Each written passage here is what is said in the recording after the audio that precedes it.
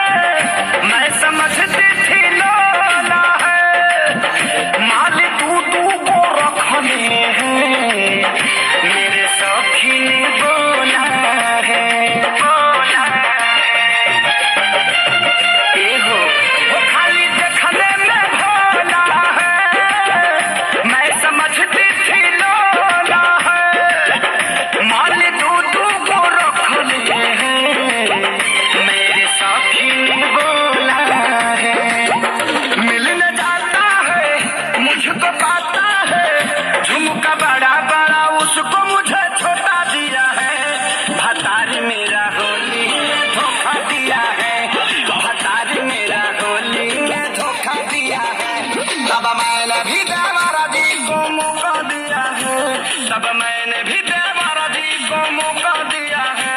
भतारी मेरा होली में धोखा दिया है, भतारी मेरा होली में धोखा दिया है।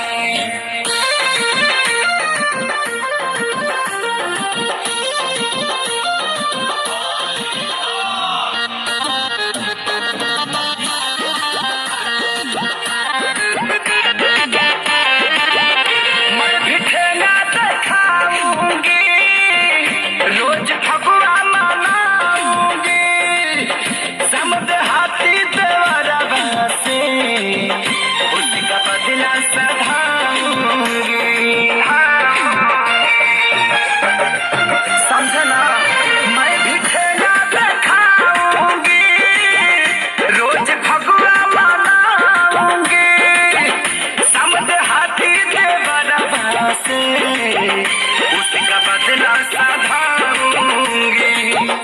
बुरा हाना है, पता चला है कि खेसारी ने रकम उसको मोटा दिया है। भतार मेरा होली में धोखा दिया है, भतार मेरा होली में धोखा दिया है। सब मैंने भी देवरा जी को मौका दिया है, सब मैंने भी देवरा जी को मौका दिया है।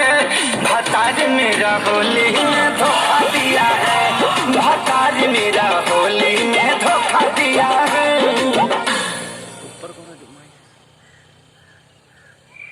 अरे देख मेरा